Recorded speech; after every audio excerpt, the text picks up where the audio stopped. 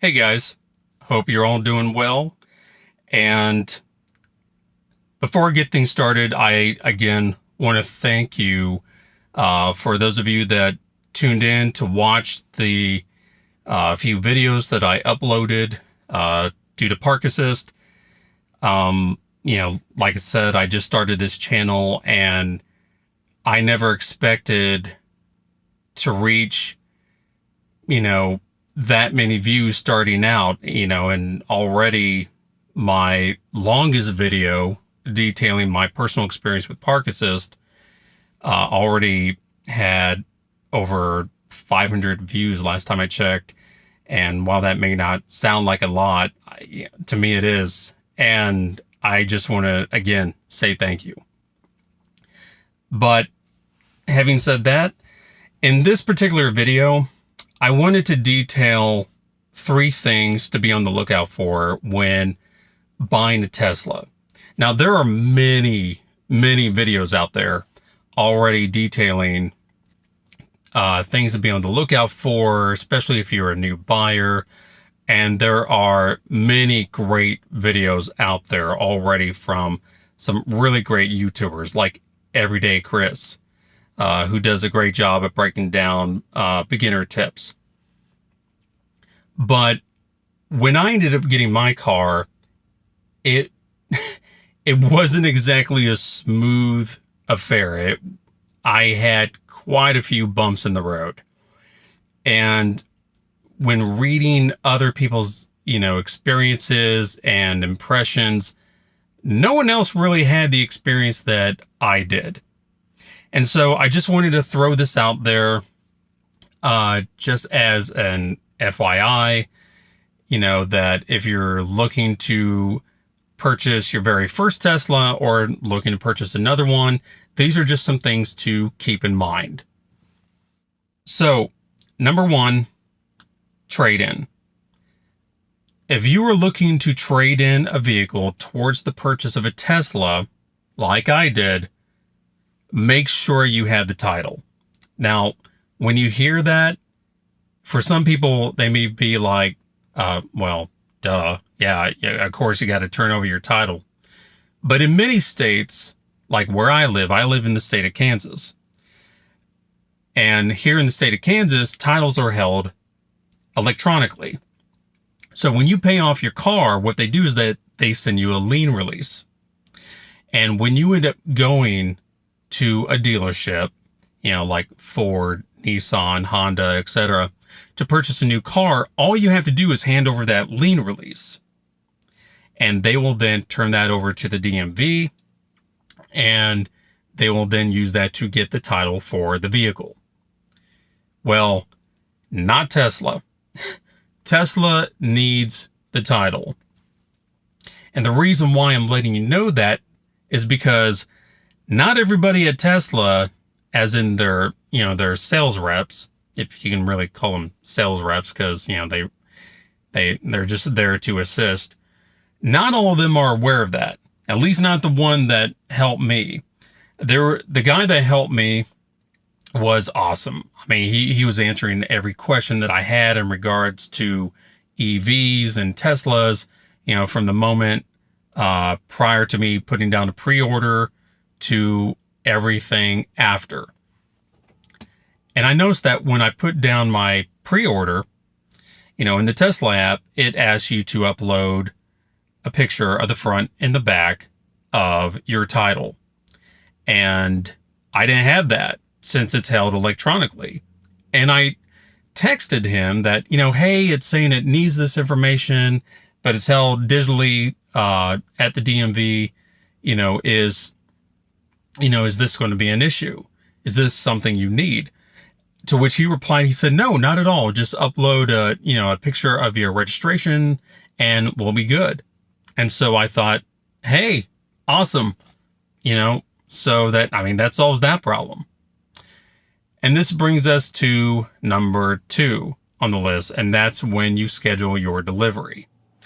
So while still talking about number 1, and then number 2, when you fast forward a couple of months, and when my car was finally in to take delivery, Normally, when your car is in and the VIN has been revealed to you, you're usually told that you have 2 weeks to go ahead and get everything switched over, to get the insurance switched over, to go ahead and, get all of your affairs in order so that way you can pick up the car.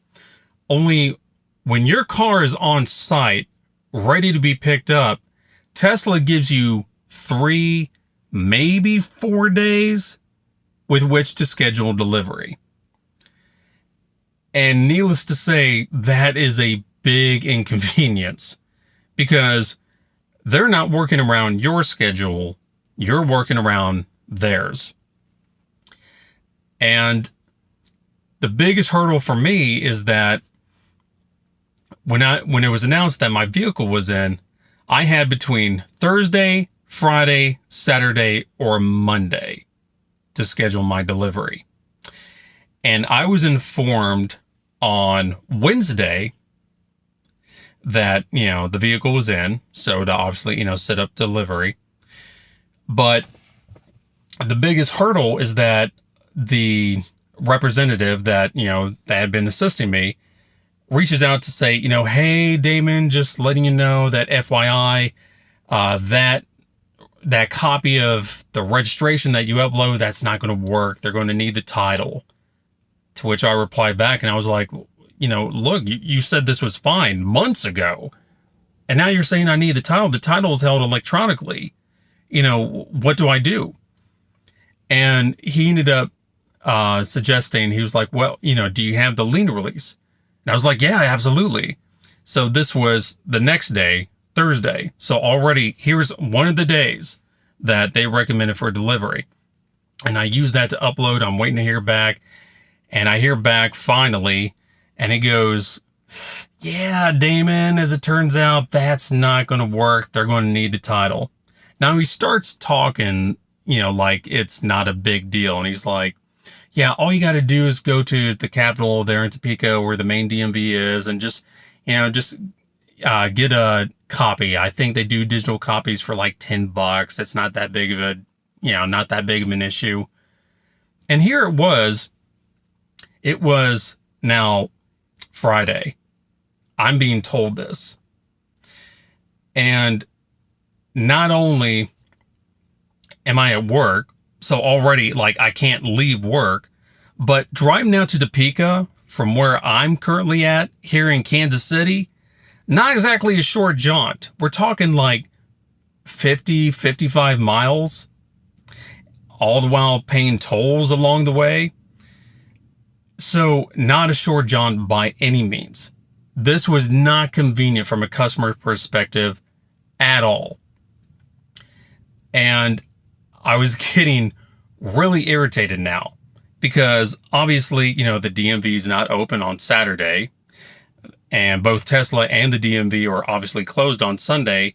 And I can't just take off work on Monday and drive all the way out to Topeka to get a title and come all the way back. So this was about as far from convenient as it could be. So the sales rep got back to me and he said, okay, Damon, what we've done is that we put a hold on your car for about a week. So hopefully this gives you as much time as you need to go to your local DMV to put in a request for the title so it can be mailed to you. So that way you'll have it. The only hurdle with that option is that it can take 7 to 10 days to get a title in the mail. And they've only put a hold on the car for a week. And if I need for them to put another hold on the car, then I face the very real possibility of my car being given to the next person in line and me just being put right back into the queue again. And obviously I didn't want that to happen. So on Friday, I went ahead, put in a request for that title, all the while keeping my fingers crossed, hoping that, I would get one within a week. And thankfully, I did. By that following Friday, I finally got the title. I notified Tesla in the app that I had it, and I went ahead and I scheduled for delivery that weekend, that Saturday, to where I went in and I got it. So that was an ordeal that was just something that I'd never faced before, ever. And like I said, between, needing a title and scheduling delivery, not being given nearly as much time as I thought I did, only having literally 3 days to get everything done, I thought that was something that was worth letting you guys know. Now, this obviously brings us now to number 3.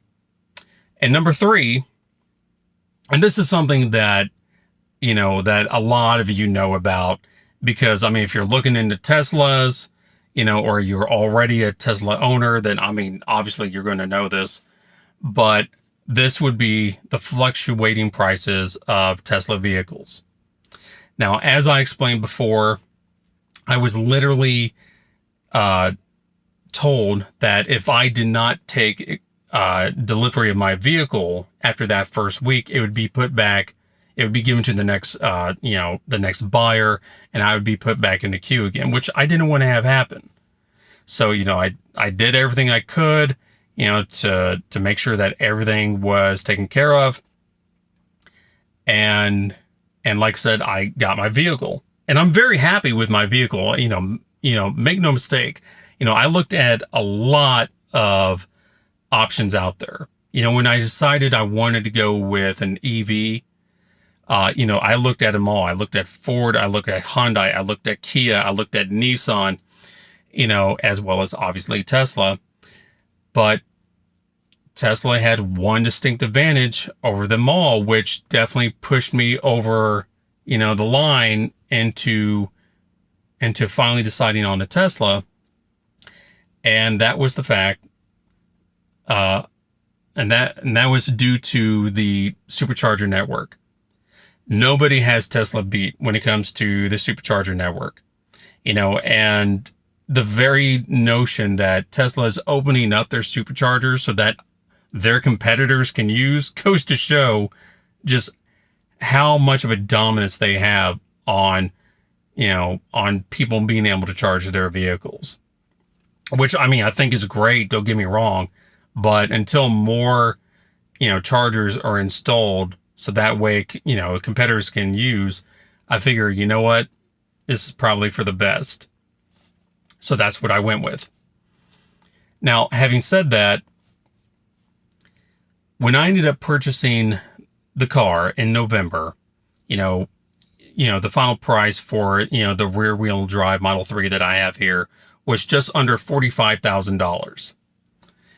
And almost immediately, right after taking delivery, I'm notified that Tesla is going to be doing a sale in December, where they're going to be taking off over $3,000 for anyone who accepts delivery of a Model 3 or a Model Y in the month of December. And as you can imagine, I was like, what the hell? So I reached out to the rep that helped me, and he informed me, he was like, yeah, Damon, unfortunately, there's literally nothing I can do. He said, even for those people that are here accepting delivery on November 30th, the day before, there's nothing we can do.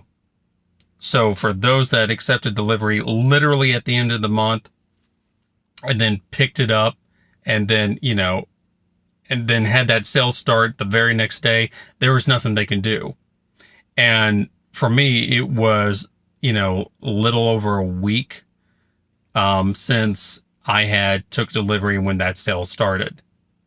And then it just got worse, because after that sale, then Tesla dropped the prices on all their vehicles in January.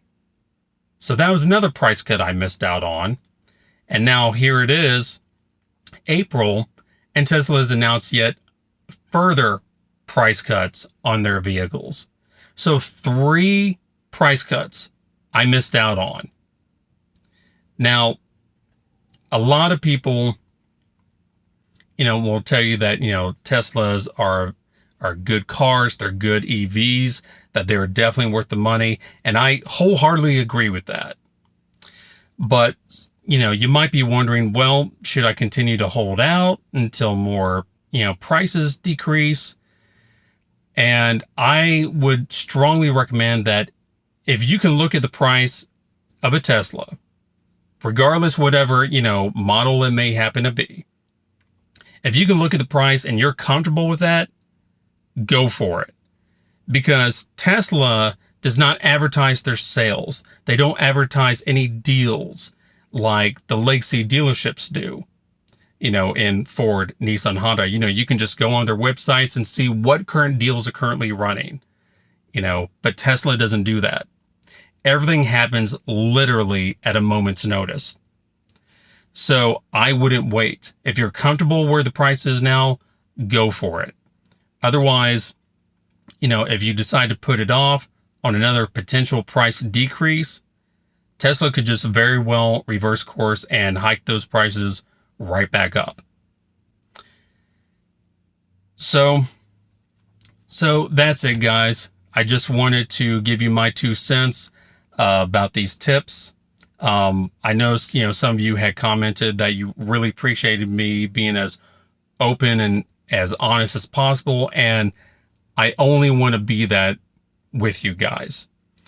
Because like I said, I'm not a hardcore Tesla guy, not a hardcore EV, or car guy, but I decided now is the time to jump to EV. Because, like everyone, I was sick of paying high prices for gas. So I am not by any means mad or discouraged that, I went with the Tesla, but like I said, I did not have the most easiest of transitions into an EV. And I didn't see many others having that issue. And hey, and that's great. If no one else encountered those bumps in the road, awesome. But for the few that do, then hey, if I could save just, one person from encountering the same headache I did, then this video was all worthwhile. So other than that, thank you so much, guys, for watching, and take care.